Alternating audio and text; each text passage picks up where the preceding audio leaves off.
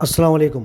اردو لکھنے والوں، آپ کس کے غلام ہو؟ میں اپنے اس موضوع پر آنے سے پہلے اس ضمن میں ایک تاریخی حقیقت بیان کرنا چاہوں گا تاکہ آپ کو یہ موضوع سمجھنے میں آسانی ہو۔ 80 کی دہائی میں استنبول کی چند تاریخی عمارتیں، ان میں سلطان سلیمان مسجد، توپ کاپی محل اور دیگر عمارتیں شامل تھیں، مخدوش ہونے لگیں۔ مسجد کی دیواروں کے ستون اور پلاسٹر خراب ہونے لگے، کچھ حصوں میں ایسا لگنے لگا کہ کہیں وہ منہدم نہ ہو جائیں۔ ایسے میں ترکی کے آرکیالوجی ڈپارٹمنٹ نے ماہرین کو طلب کیا اور ان سے پوچھا کہ ان عمارات کو کیسے بچایا جائے۔ ماہرین نے عمارات کا دورہ کیا اور یہ نتیجہ اخذ کیا کہ ستونوں اور دیواروں کو جوڑنے کے لیے جو پتھر اور پتھروں کو جوڑنے کے لیے جو گارا یعنی سیمنٹ وغیرہ تعمیر میں استعمال کی گئی ہیں، اگر وہ دستیاب ہو جائیں تو یہ اصل حالت میں مرمت ہو جائیں گی، ورنہ نقص رہے گا۔ جب ماہرین عمارتوں کا بار بار جائزہ لے رہے تھے تو ایک مخدوش ستون میں سے کوئی چیز نظر آئی۔ کچھ جدوجہد کے بعد اندر سے چمڑے کا ایک چھاگل یعنی بیگ ملا جو چاروں طرف سے سلائی کی وجہ سے محفوظ تھا۔ ماہرین اس چھاگل یعنی بیگ کے ملنے پر بڑے تجسس میں تھے۔ اس چمڑے کے بیگ کو استنبول کے آرکیالوجی کے دفتر میں لے کر آیا گیا اور جب اس کو کھولا گیا تو وہ چمڑے کی کھال پر لکھی ہوئی ایک تحریر تھی۔ استنبول کے آرکیالوجی ڈپارٹمنٹ میں اس تحریر کو پڑھنے والا کوئی نہ تھا کیونکہ وہ ترکی کی اصل اور قدیم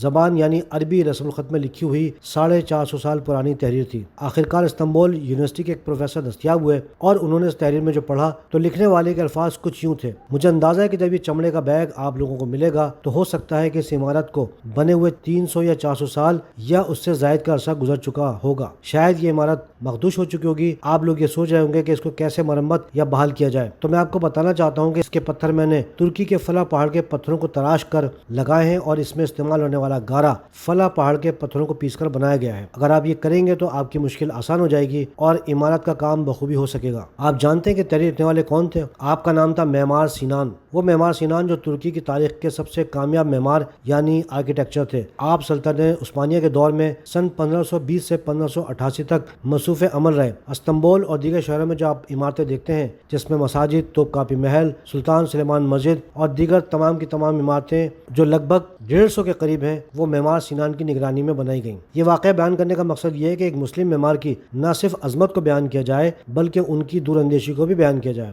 معمار چاہے عمارت کا ہو یا قوم کا، اس کی دور اندیشی معمار سینان کی طرح ہونی چاہیے، جیسے یہ معلوم ہو کہ جو وہ کر رہا ہے اس کا مستقبل کیا ہوگا۔ مہاجر قیادت کے ایسے معماروں کی طرح نہیں جو 18ویں ترمیم منظور کروا رہے تھے اور انہیں یہ نہیں معلوم تھا کہ وہ کیا کروا رہے ہیں۔ گو کہ اس ویڈیو کا موضوع تو 18ویں ترمیم نہیں تھا، لیکن 18ویں ترمیم کی تباہی کو اس معمار سینان کی مثال کی طرح بیان کرنے کا یہ ایک اچھا موقع مجھے ملا ہے۔ اب سوال یہ پیدا ہوتا ہے کہ عمارت سے برآمد ہونے والی اس تحریر کو پڑھنے والا استنبول میں کیوں نہیں تھا؟ اس کی وجہ یہ تھی کہ جب پہلی جنگ عظیم ہوئی اور اتحادی فوجیں 13 نومبر 1918 کو ترکی میں داخل ہوئیں تو سلطنت عثمانیہ کے اقتدار کا خاتمہ ہوا اور شاہی خاندان کے ایک ایک فرد کو جو 120 افراد پر مشتمل تھے ان کو بحری جہاز میں بٹھا کر جرمنی کی طرف بھیج دیا گیا اور یوں صلیبوں کی جانب سے سلطنت عثمانیہ کی 622 سالہ سلطنت کا خاتمہ کر دیا گیا۔ اتحادی فوجوں کی بھرپور کوشش یہ تھی کہ سلطنت عثمانیہ کا کوئی نام و نشان باقی نہ رہے، خواہ وہ سلطنت عثمانیہ کے خاندان کا کوئی فرد ہو یا زبان۔ اس دوران مصطفی کمال اتاتürk نے اتحادی افواج سے مزاحمت جاری رکھی۔ آخرکار فروری 1920 میں لندن میں خفیہ معاہدہ ہوا جس کی کچھ تفصیل اعلانیہ تھیں اور کچھ خفیہ۔ آخرکار 29 اکتوبر 1923 کو اتحادی اقوام نے ترکی مصطفی کمال اتاتürk کے حوالے کر دیا۔ کہا جاتا ہے کہ جب مصطفی کمال اتاتürk کو ترکی دیا گیا تو اتحادی اقوام نے معاہدے میں مصطفی کمال اتاتürk سے کچھ شرائط میں ایک شرط یہ رکھی تھی کہ وہ ترک زبان کے لیے عربی رسم الخط استعمال نہیں کریں گے۔ مصطفی کمال اتاتürk اسلام پسند نہیں تھے بلکہ سیکولر تھے۔ جب مصطفی کمال اتاتürk نے ترکی کا اقتدار سنبھالا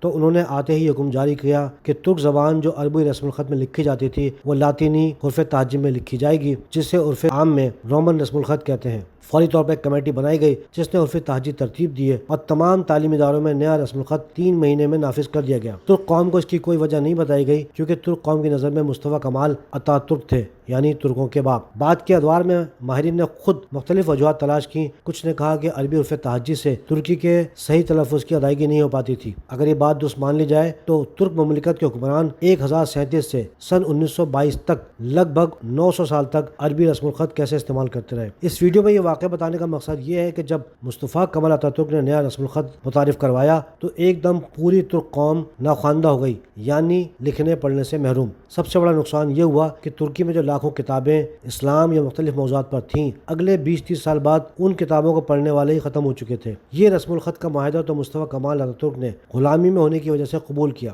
میرا سوال اردو کو رومن حروف تہجی میں لکھنے والوں سے ہے کہ آپ کون سی جنگ ہار گئے ہو؟ آپ نے کون سا غلامی کا معاہدہ کر لیا ہے؟ کیا آپ اردو کو رومن الفاظ میں لکھتے ہو؟ اس کے نقصان کیا ہیں، اندازہ ہے آپ کو؟ اگر آج آپ اردو لکھنے کے لیے رومن رسم الخط کو پروان چڑھا رہے ہو تو اس کا مطلب یہ ہے کہ آنے والی نسل کو اسی کا محتاج کر کے جاؤ گے۔ ایک وقت ایسا آئے گا کہ آپ کی اور ہماری قبروں پر ہمارے نام کے کتبے تک پڑھنے والے نہیں ہوں گے، جیسا کہ ترکی میں ہوا۔ لائبریریوں اور مدرسوں میں موجود اردو میں جتنی بھی دینی، سیاسی، مذہبی اور دیگر کتابیں ہیں، کچھ عرصے بعد ان کی حیثیت ایک ردی سے زیادہ نہیں ہوگی۔ زبان اور رسم الخط پر حملہ سامراج کا ایک خاموش ہتھیار ہے۔ کسی کو گولی یا بم سے مارنے سے بہتر ہے کہ اس سے اس کی زبان چھین لی جائے۔ آج یہ رومن الفاظ میں لکھنے والی نسل خود بخود اغیار کی جھولی میں ہوگی۔ جو بھی کوئی نسل پرست یا تعصب پرست ہوتا ہے وہ زبان پر حملہ آور ہوتا ہے۔ اردو زبان کے خلاف جیسے ہی کوئی بات کرے تو آپ سمجھ لیجئے کہ وہ سامراج کا خود ساختہ غلام ہے۔ ہمارا یہ پیغام صرف اردو کو رومن میں لکھنے والوں سے نہیں بلکہ پاکستان میں لکھی جانے والی دیگر زبانیں بولنے والوں سے بھی ہے کہ وہ اپنی زبانوں کو محفوظ کریں۔